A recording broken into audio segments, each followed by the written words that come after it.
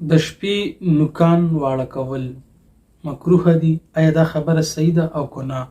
او نوکان او ویښتان غورځولو سره بسم الله ویل دا څنګه دي؟ دا یو سوال د شیخ صاحب نه کړی دی. نو راځئ چې واورو. یو ملګري کړی دی، جواب یې اورو د شیخ صاحب. راځئ. ها دا ورو سوال کړی دی.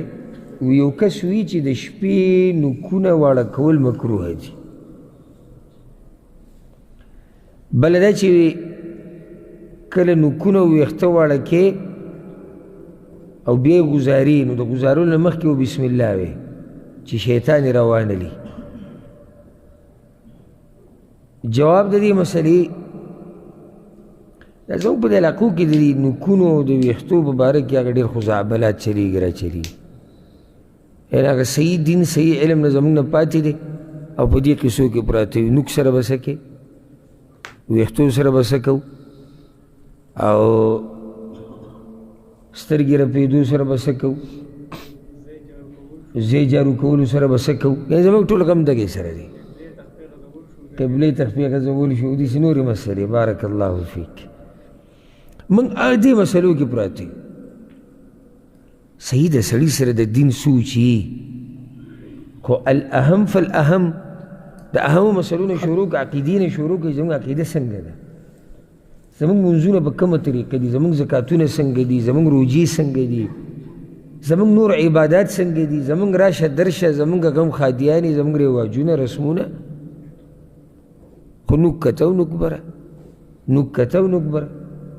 دا بې دلیله خبره ده چې د شپې نوکونه پرې کول حرام دي. حکمت څه دی؟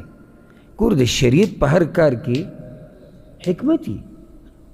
د الله رب العزت خبرې بیا پسې د پیغمبر صلی الله علیه وسلم خبرې دا د حکمت نه خالی خبرې نه دي، د حکمت نه خالی خبرې نه دي. نو د شپې نوکونه واړه کول حرام دي. یعنې زما ذهن ته دې کې څه نه راځي که تاسو ته پکې څه یاد دي؟ که کتاب البطن کې م څه لیدلي خېټې په دې کتاب کې م څه راته یاد دي، نو موږ پې هم پوه کوي چې د دې باره کې خو څه دلیل شتي. نو داسې بې دلیله خبرې دي.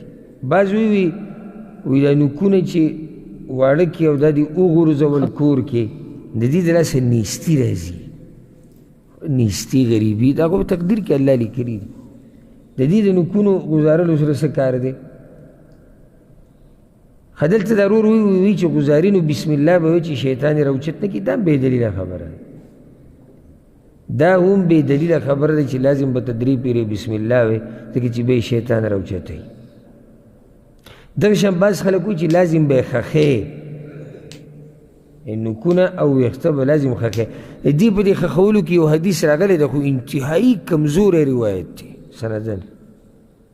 نو دا ته ډرام ته هم ګزارلی شي، دا ته ډیران ته هم ګزارلی شي، دا ته خښولی هم شي. خصوصا په هغه وخت کې چې یو سړی په داسې ځایونو کې اوسېږي چې هلته د جادو کوډې منترې عامې او دی یېرېږي چې کیدای شي څوک یې راوالي او په جادو کې یا په څه کې استعمال کړي او دی خښ کړي. نو هېڅ خبره نه ده. خو شریعت تا ته دا نه دي ویلي چې خښول یې لازم دي. دلته کې دی خښوي نو هغه د دې د لاسه دی خښوي چې یاره د دې خبیثانو د غلطو عقیدو د کوډګرو منترو والا او د نجومیانو په لاس ونه لګي. صحیح ده، هېڅ خبره نه. خښې خو خښول یې لازم نه دي. دا ته کډر ته هم ګزارلی شي. او دغه شان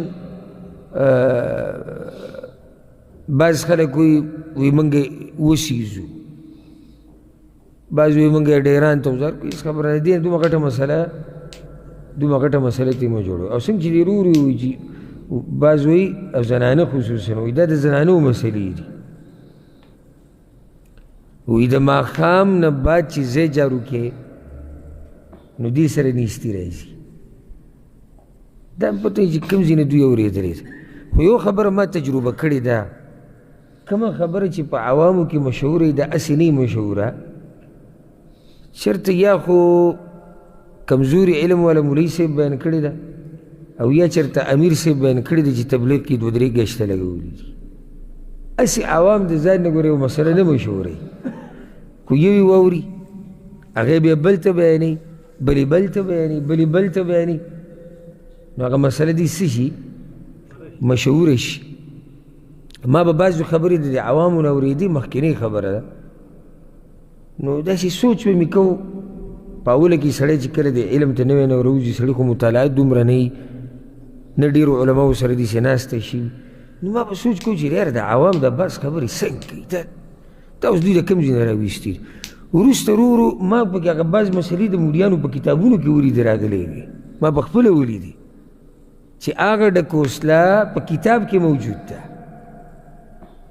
نو بیا ما ته د دې خبرې احساس وشو چې عوامو کې چې یو خبره مشهوره وي هسې نه وي چا نه اورېدلي دي او د داسې چا نه اورېدلي دي چې په هغه باندې په ظاهره کې د علم او د دیندارۍ جامه پرته ده ځکه چې د هر چا مسله کوم څوک نه اوري که نه چې هر سړی په لاره تېرېږي زه خبرې اورم نه لازم هغه سړی ځان یې داسې کړی دی چې خلک ته متاثره کړي هغه یو ګډه وډه خبره کړې ده خلک یې بیانوي نو دا خبرې چې د شپې ځای جارو کول او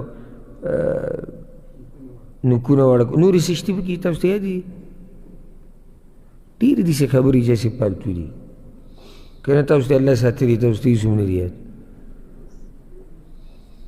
کوشش دا کوو چې دا قسمه خبرې خصوصا د زنانو ته وښایئ کورونو کې داسې پالتو خبرې دي وایه هغه خبره پسې ځه چې هغه د دلیل په رڼا کې شوي او دلیلي د دې خبرو نه ځان ساتل پکار او تعجب به په دې وکړي چې دا زنانه چې دا مسلې بیانوي وایي نوکونه به نه غورځوي نه ایستي راځي او ماښام به ځای نه جارو کوي دا ګوره فرضي مونځونو کې یو هم نه کوي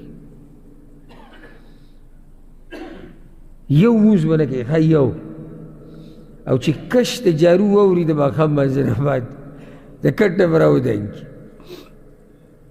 تباهي را باندې راولي او نیستي راولي او کېدې دا شي سبحان الله یو خبره به کېدي چې تاسو نوټ کړي مي شیطان هغه دینداري سړي ته ډېره ښایسته کوي چې کومه دینداري یي نه او هغه دینداري سړي ته ډېره ګرانوي چې کومه دینداري یي او دینداري ورته ویلی کېږي لکه اوس ته یو سړي ته مانځه نه بعد دا دغه وایه دا اذکار الله اکبر استغفر الله استغفر الله استغفر سبحان الله دا به راته څه هم ګران کړي بیا ورته د مانځه نه بعد به یې تندي لاس ږدي یا قوي یا قوي وایه دا به راته څه آسان کړي دغه سړی دا یا قوي چې کوي ځکه د ته لږ صبر وکړه دا استغفر الله ورسره ووایه درې پیرې اللهم انت السلام ووایه دا اذکار لږ ووایه یاره وایي زموږ ځان له کارونه دي او دا دی سوال دا دی چې دا خو دواړو ته عبادت دی وایي یعنی دی خو لا خبر نه دی چې دا یا قوي ویل عبادت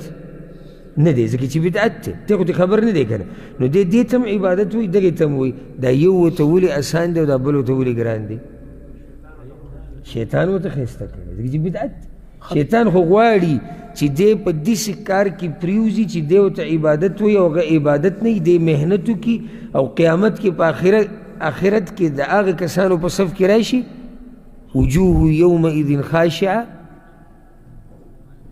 عاملة ناصبه بس خلک به په آخرت کې هغه چې عمل به یې کړی او ځان به یې هسې ستړی کړی نو شیطان دا غواړي چې ما ورته هم دې خلکو کې راشو چې محنت هم وکړو او ځان پالتو ستړی کړو په آخرت کې هېڅ هم نه بلکې الټه عذابونه نو الله دې موږ د داسې حالاتو نه لرې ساتي ښه دا قیمتي بیان دغه شان بیاناتو لپاره زموږ چینل ځان سره لازمي سبسکرایب کړئ السلام علیکم ورحمة الله